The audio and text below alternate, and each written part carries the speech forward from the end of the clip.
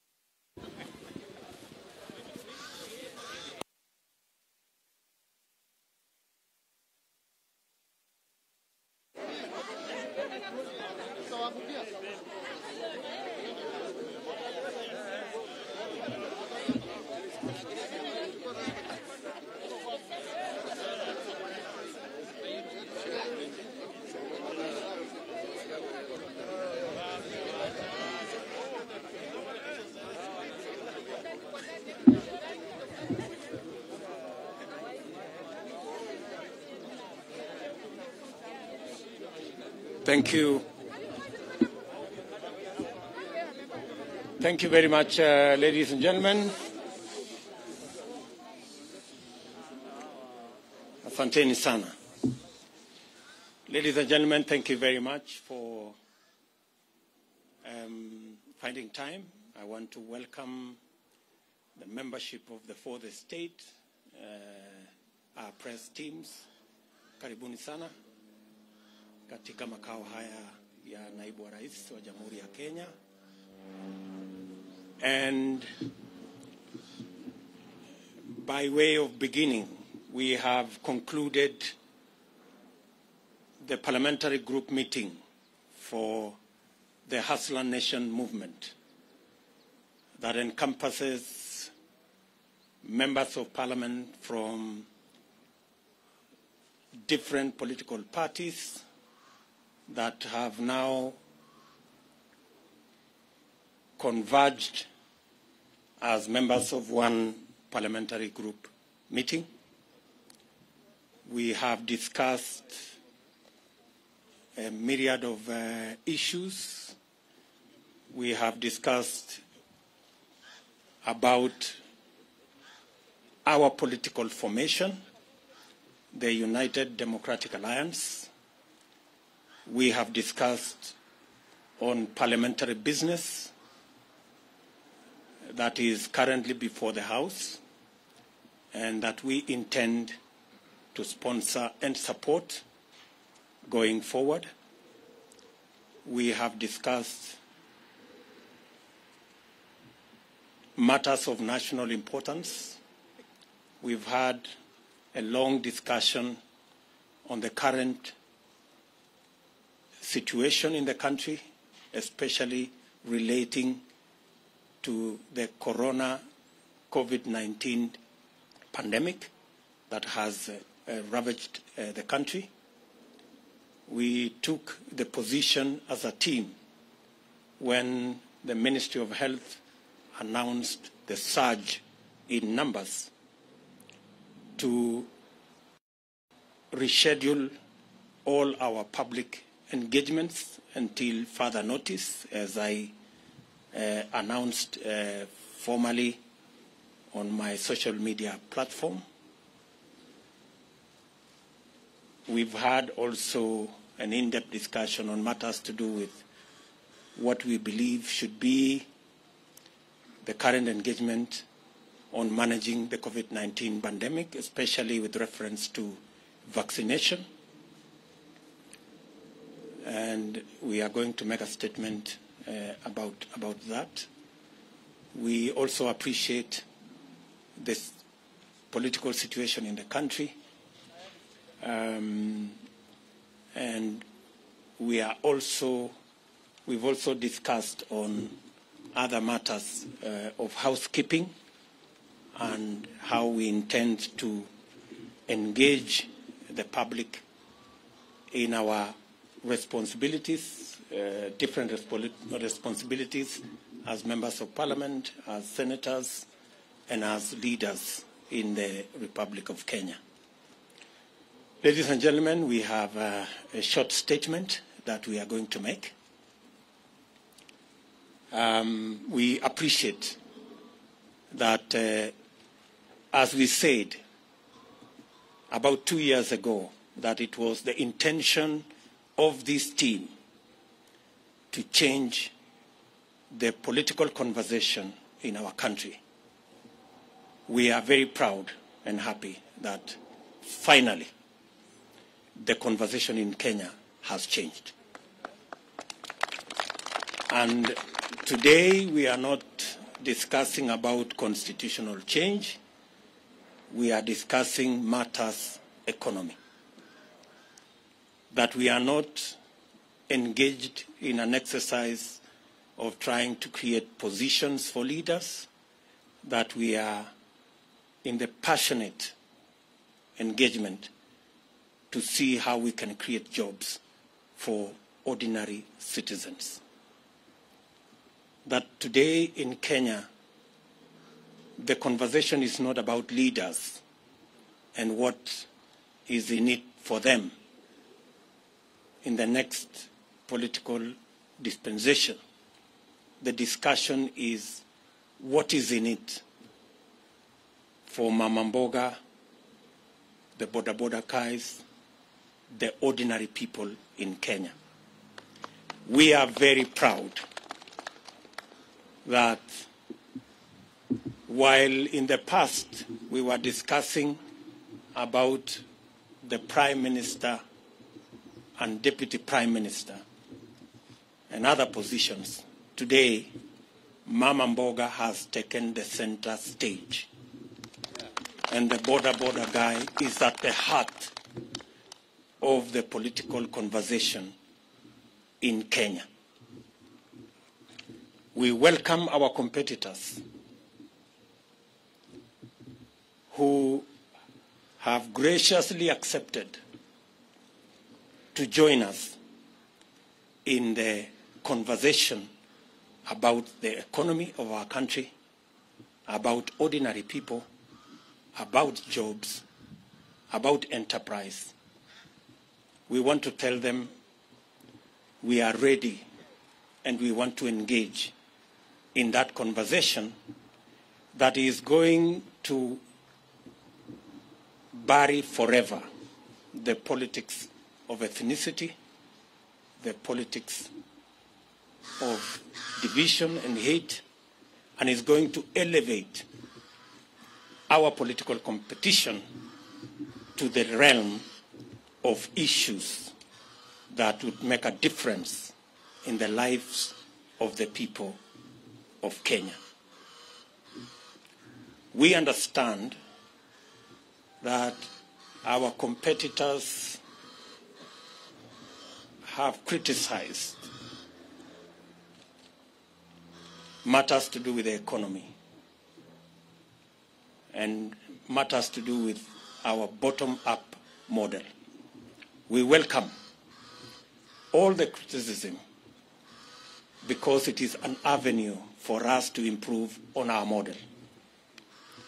And while we are at it, they should equally explain to the country how their trickle-down economic model that has not worked for the last 50, 60 years is going to work this time round. It is a healthy conversation. We want to persuade them to remove insults and the reference to bottom-up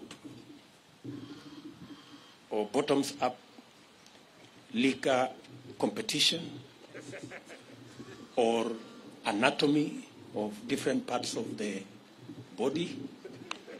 We should get rid of those insults. Let us have a healthy competition, a conversation about the economy of our country. Kenya will be a lot better, and Kenya stands a chance to be greater when we all engage in issues, especially on the bottom-up economic model, to lift the millions of citizens of our nation that today either are jobless or are hustling, or farmers and pastoralists and herders who are on food relief. It is our very considered view that our focus on these 15 million Kenyans will not only help us broaden and expand and recruit new taxpayers. We will have the necessary, they will help us to raise the necessary resources to run government, and also the necessary resources for us to retire debt that is becoming a crisis in our country. I do not wish to say more than that. Let me now request, starting with Alice Wahome, to begin our statement. Alice. Yeah, thank you. Thank you, Your Excellency. Members of the press, this is a written statement signed by all the members that are present for this press conference. I'll start. Kenyans desire a new, inclusive, people-centered conversation on the future of our nation. That's our title. The governing Jubilee Party has collapsed. The opposition NASA coalition has disintegrated. The Hasran nation has found a new home in the United Democratic Alliance. We welcome all Kenyans who desire a greater future to join us in the United Democratic Alliance. In 2017, Jubilee was elected by an overwhelming majority on the platform of the Big Four agenda that was anchored on the success of the party's first term. Subsequently, a merger of the governing party and the opposition coalition was occasioned by the handshake that was presented ostensibly as a framework for peace and economic growth. Kenyans initially welcomed this development and hoped that the promise of a peaceful environment would facilitate the implementation of the Big Four agenda and enable the Jubilee administration to continue with its development plan. That was never to be. I will now call Soipan to continue with the statement.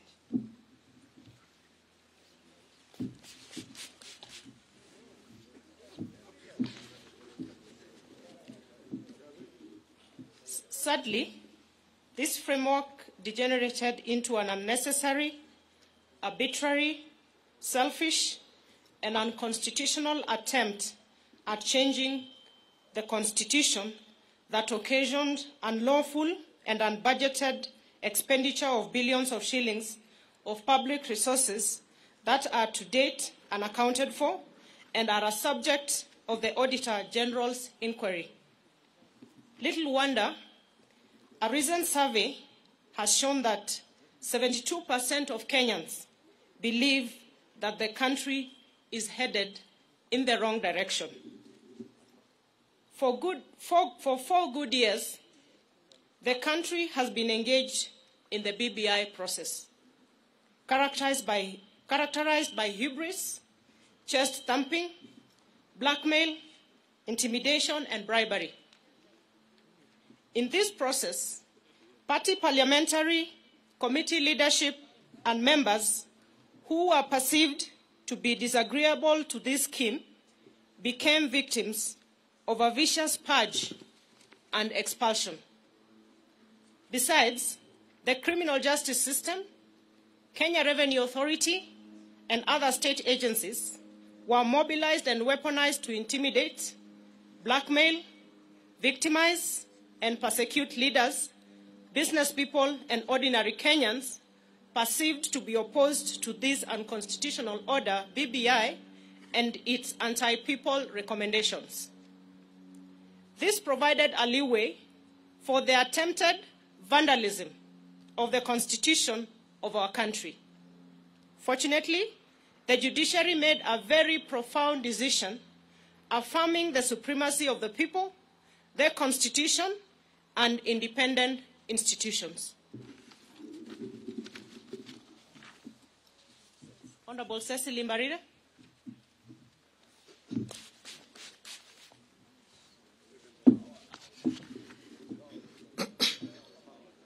Regrettably, the NASA coalition, its principals, and their Jubilee collaborators took the government hostage, hijacked its agenda, and, one, completely destroyed the governing Jubilee Party and dismembered the entire opposition coalition. Two, emasculated Parliament, undermined the rule of law, threatened the independence of the judiciary, and emboldened impunity. Three, sabotaged job creation, universal health coverage, food security and manufacturing, thus cutting the entire Big Four plan. Four, criminalized hustler enterprises in places like Nyamakema, Gikomba, Kamukunji, Kirinyaga Road, and River Road, amongst others.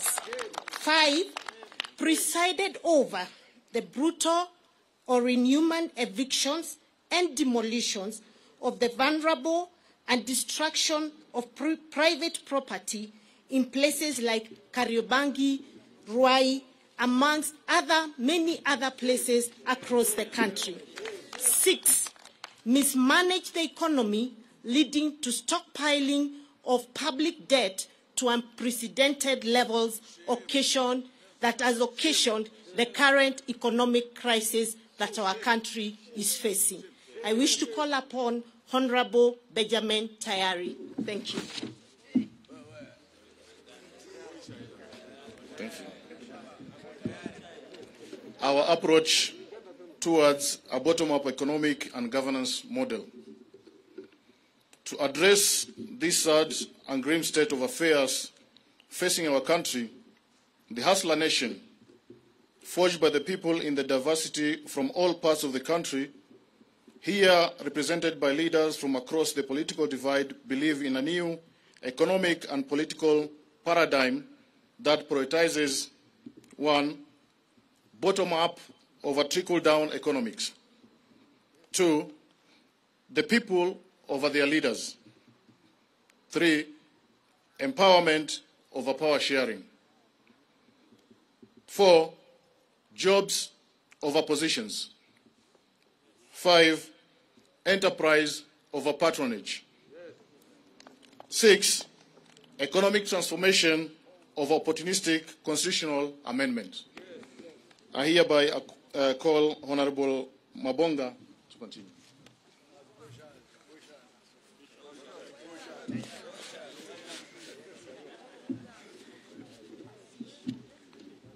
Focused on this new paradigm and through a bottom-up economic and governance model, it's possible to enable the over 15 million Kenyans at the bottom of the pyramid to be active and meaningful participants in the economy through deliberate, one, public/private labor-intensive investment framework to create jobs.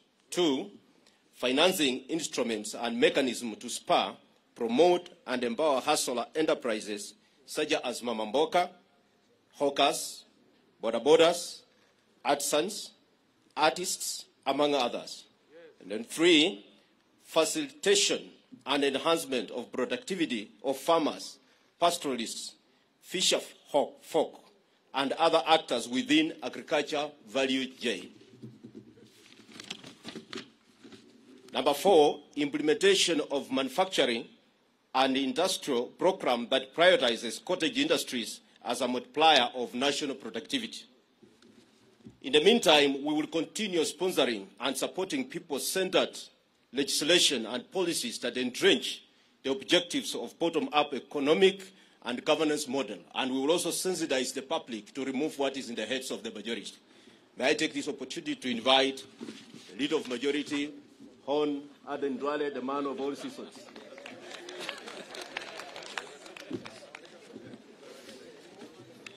Thank you, Member for Bumula. It is our considered view that to open up the economy, and this is on COVID-19 pandemic, as the PG, we have deliberated the matter, and we are saying it is our considered view that to open up the economy and to facilitate economic activity among our people, especially for the millions of hustlers, it is imperative on the part of government to proactively and decisively deal with the COVID-19 pandemic. Currently, our country in the world is focused on the speedy mass vaccination of its population.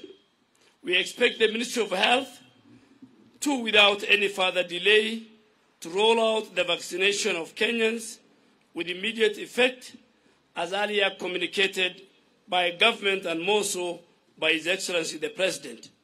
Through mass vaccination, we can save lives and progressively reopen our community, our economy, the way it has been done in many other countries. That is the end of our statement from the parliamentary group. We had 135 members of parliament from both houses. 15 have sent their apologies. We have 2 of our governors, the governor for Turkana, Governor Nanok, and the governor for Nandi, His Excellency Governor Sang. And I think you have heard what the PG has discussed. Any other question you want to ask, if it is not part of our statement, that means it was not an agenda and we will not discuss it. But I think, as the Deputy President has said, mine is to send a message to our competitors, because the election is about 1 year to come. They believe in constitutional reforms and constitutional change. We believe the priority is the economy, and more so the bottom-up economic model. They believe in ganging up and forming tribal chieftain. We believe in a unified, unitary state, politics based on and space created for all Kenyans. They believe in sharing of positions, and that's why you see each one of them. They have no agenda, they have no manifesto, they have no economic model. Some are saying, my business is to deny William Ruto the presidency. That is the agenda of one of the leaders. Another one is so busy with trying to revive NASA and Oka Kenya. So we are saying our manifesto, our agenda is very clear, and we want them also to put in place why the bottom-up model is not good for Kenya, but the trickle-down model that we have lived with since independence is better than what we have. So that should be the discussion. That should be the narrative. So we want the people of Kenya to choose between us and them based on very informed social, economic, political models. That's it, I think. If you have 1 or 2 questions, then before we leave. Yes, from KTN. And it should be something on this statement. Thank you, and very good afternoon. Chris Taylor from KTN. 2 questions. One, from your statement, you seem to be people who are not happy with the Jubilee Party that most of you members of parliament who have voted in. And to an extent of the juniors going ahead, even frustrating the second person in command in the country, then one would ask, why not call it a day and you all resign, and I can see you have a formidable team, go to the ground let and me help you. Let me help you for votes. Let me help you. The second question. The second question. I would like to know the issue to do with PEP, the People's Empowerment Party. There have been reports that there have been some wrangles between PEP and UDA, especially in the Mount Kenya region. And that's the reason why the Gatundu South Member of Parliament, Moses Kuri, is not around. Maybe you can confirm that. I think the first one, let me tell you, the members sitting behind me are members of United Democratic Alliance. We are in Jubilee normally, but the current and the future party of ours is UDA. So any other party, we will not discuss. And I think, too, we will not discuss about the person and the institution of the Deputy President. That was not part of our discussion as a PG. Any other question? My friend from NTV. Thank you so much.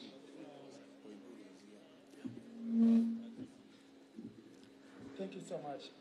And just before you ask, on PEP, the only member on PEP who is a hustler from the Hustler Nation is here and is part of our PG. And is here. Please. Thank you so much, Seth Olale, NTV.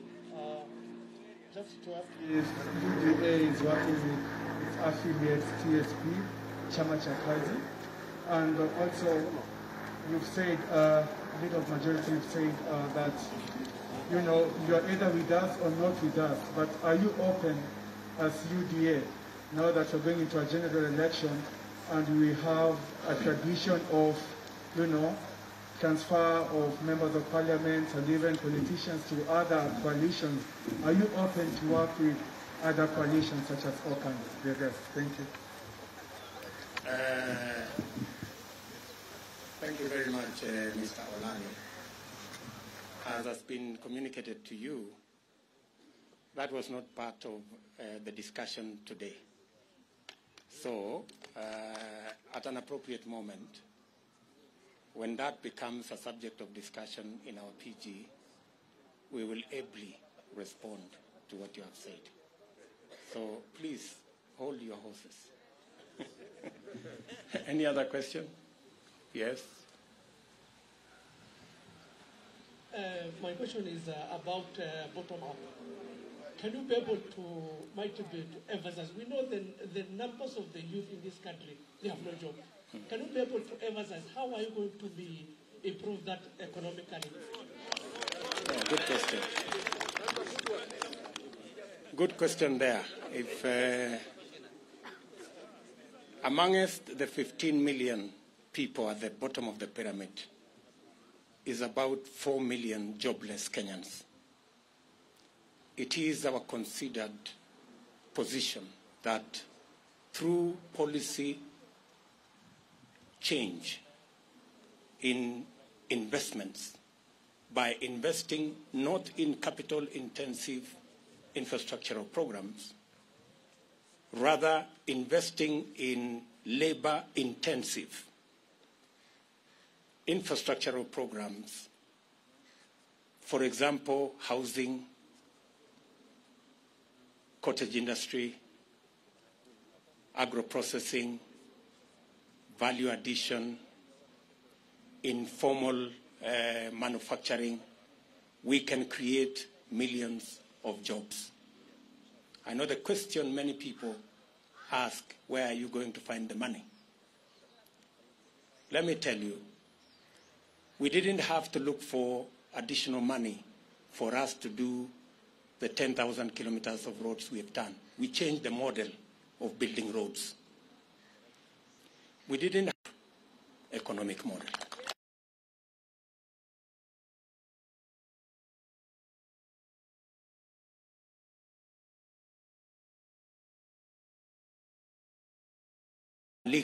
We are not guests in any place. we join parties by choice, and you leave by choice. So one last more. Leto and yes, Sema Leto.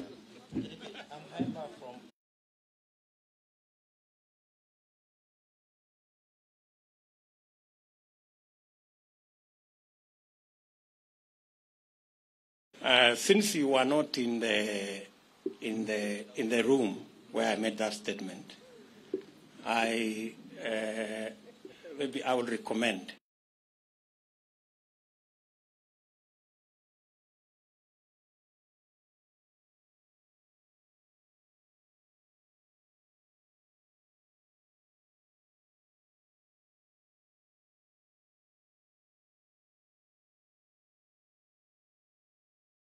Biashara kuwapa mikopo yenye riba ya chini biashara